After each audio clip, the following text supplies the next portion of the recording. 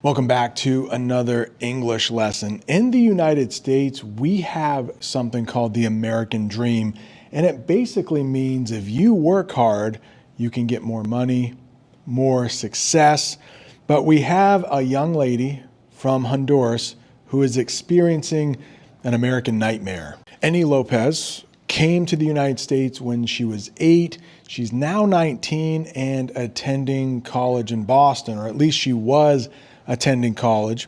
She flew back home to Texas to visit her family for Thanksgiving, but she didn't get too far.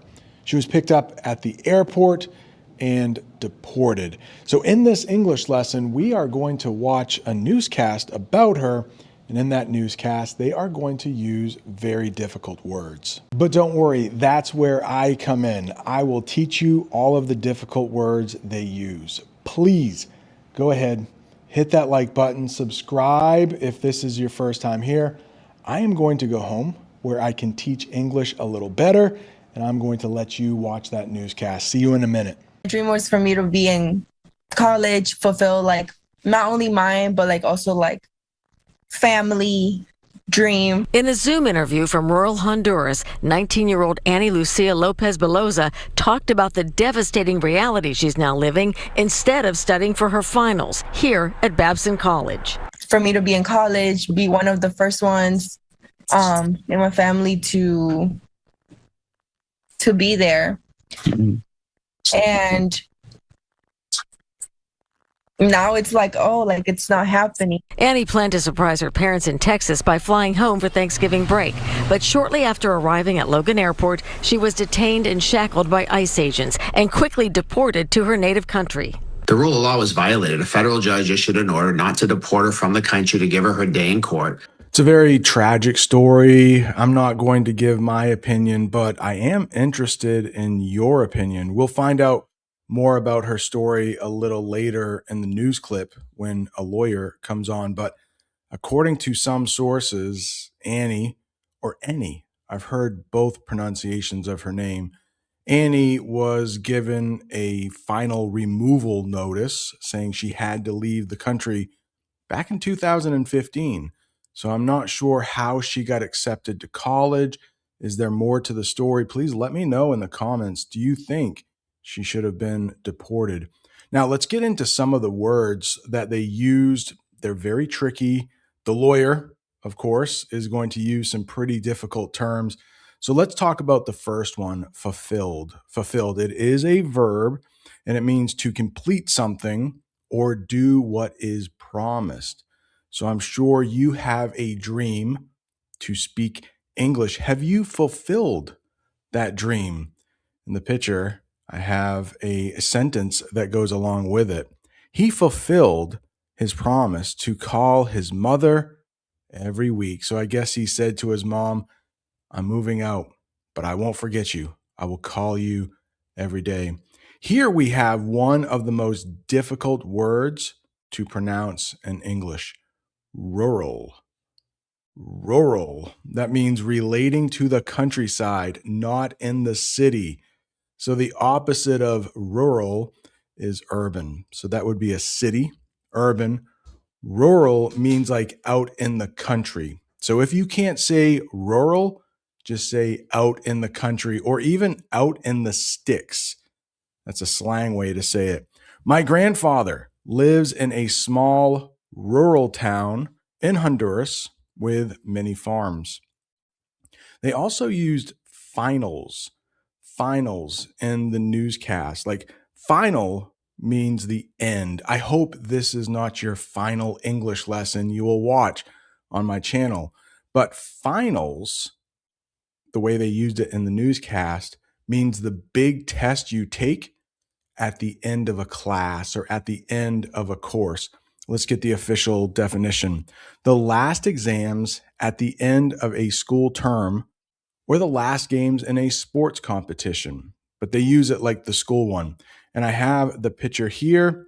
This looks like the University of Florida. They are called the Gators. Students study very hard during the week of finals. Next, we have the verb detained.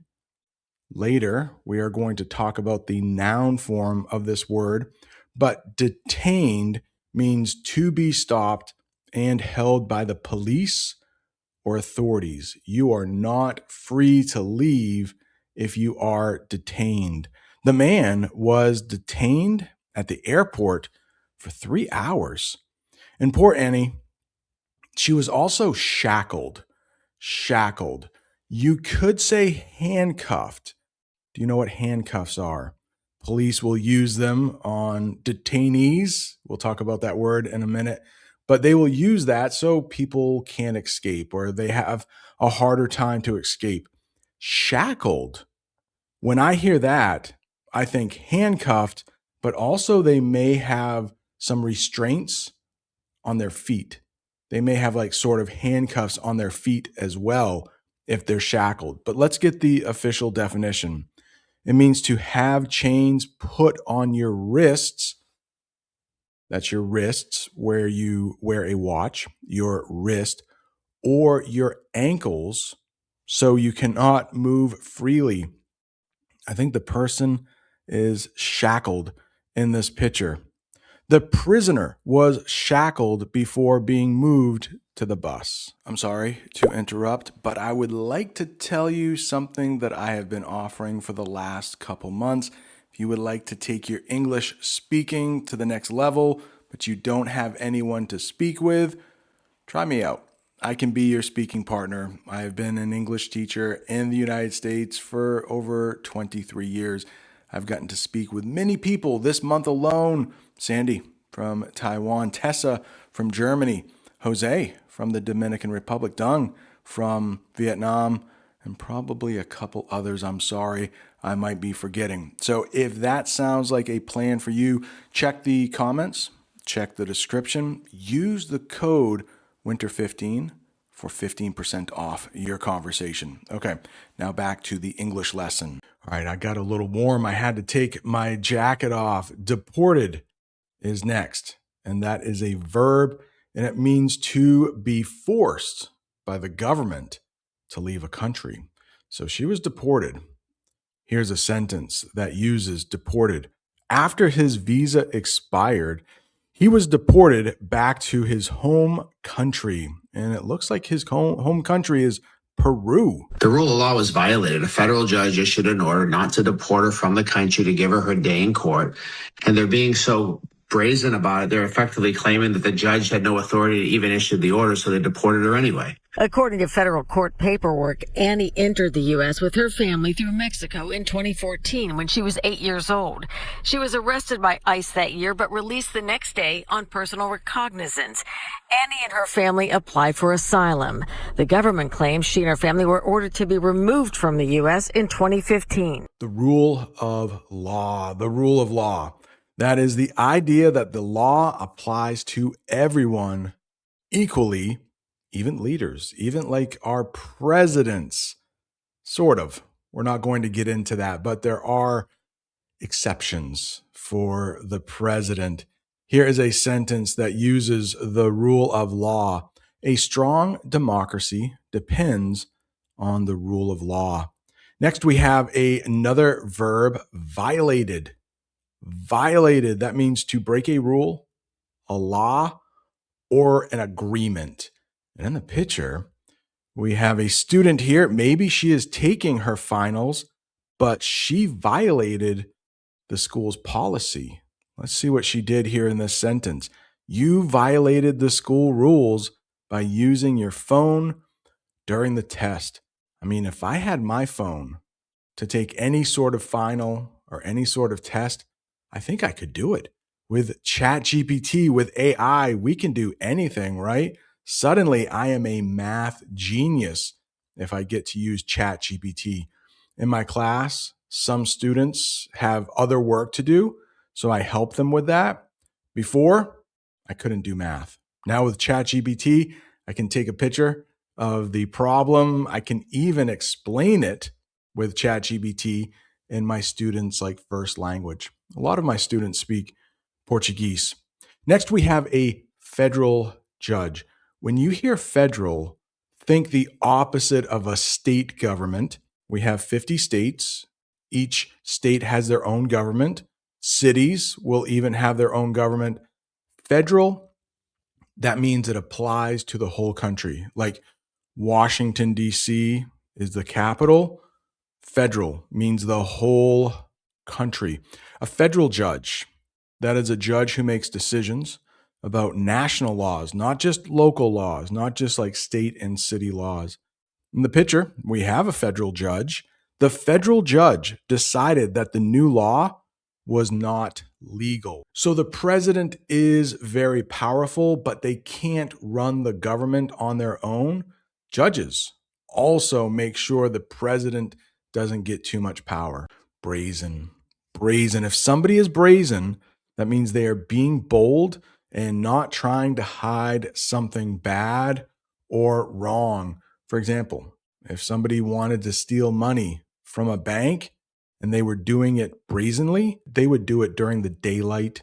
They might not wear a mask to hide their identity. Here in the picture, we have an example of something brazen. It was a brazen act for him to take the last cookie, even though everyone was waiting. Look at that. The cookie jar is empty. He took the last one. His family did not get the last one. Very brazen of him. Authority. I think I've said that word a couple times in this English lesson. And of course, they used it in the news report. Authority. That means the power or right to give orders and make decisions. Of course, if you are speeding, if you are going too fast on the highway, the police have the authority to stop you. The police have the authority to stop speeding cars. Next, we have asylum. A lot of people who live in countries where there might be war might come to the United States and seek asylum. That is protection given by a government to someone who has left their own country because it's dangerous. Here we have a family. It looks like they are seeking asylum. I'm not sure which country. The family asked for asylum because there was a war in their country. I tried looking her up in the only database available. It didn't show any removal order at all. Government's claiming she has one. I haven't seen it yet. But even if it existed from 10 years ago, for example, there should have been some level of discretion showed here. She had no awareness of it at all. 10 years ago, she was 9 years old. Todd Pomerleau is also blasting ICE from withholding key information from detainees. He says when he finally reached Annie in Honduras, she didn't even know she had an attorney. Next, we have database. There are two pronunciations in English. You could say database or database. Both are perfectly fine. Let's get the official definition for what a database is. An organized collection of information stored on a computer. So I'm sure the US government has a database of people who are in this country when they should have gone home. The school database has the names of all the students. As I said earlier, it seemed like Annie's family had a removal order from the government about 10 years ago. A removal order is the official document that says a person must leave the country. And she didn't, and she got accepted to a very good school in Boston. So I'm not sure how that happened. The judge signed the removal order, so he had to leave the US. Next is discretion. Discretion, that is the freedom to decide what should be done in a specific situation. So at my school, as a teacher, I have a lot of discretion for what to teach my students. Like my boss doesn't tell me what to teach. I have the freedom to choose. So let's get a sentence and a picture that uses discretion. So hopefully you will understand it a little better. The teacher used her discretion to give the student one extra day to finish homework. So maybe she had a rule, hey, you need to turn this homework in on time. Maybe he was sick. Maybe he had a death in the family. So the teacher used her discretion and gave him an extra day to finish the homework. Blasting. We have a couple different ways to use blasting, but in the newscast, they used it like this. saying bad things about someone publicly. But let's get the official definition. Strongly criticizing or speaking angrily about something public. This is very common in the news. Here we have, this is some kind of public official. Okay, he is a mayor, so he is the leader of a city, and he is blasting the new decision to close the park. I guess he wanted this park to stay open. We also have withholding. Withholding is next. And that means refusing to give something, keeping something back. You could be withholding information. A lot of criminals do that. They don't tell the police exactly what they did most of the time. They don't confess. Here we have a picture. And a man has an empty wallet. And in the back, we can see it looks like there is some sort of structure being built. The company is withholding his pay until he finishes the work. We talked about the verb earlier, detained. Now let's talk about the noun form, detainees. Detainees, these are people who are being kept in a prison or a holding center. The detainees were given food and water while they waited. Attorney is next, and this is pretty easy if you know what a lawyer is. It's basically a synonym for a lawyer. The official definition, a lawyer, a person who helps people with legal problems. We have a sentence, and we have a picture right here. You should talk to an attorney before signing those legal papers. You did it. You made it to the end of another English lesson. Don't forget, if you would like me to be your speaking partner, use Winter15 at checkout for 15% off your conversation. Also, like right below down there, somewhere, there is another English lesson about a recent news story that YouTube thinks you're going to like. Thanks so much for watching. See you next time.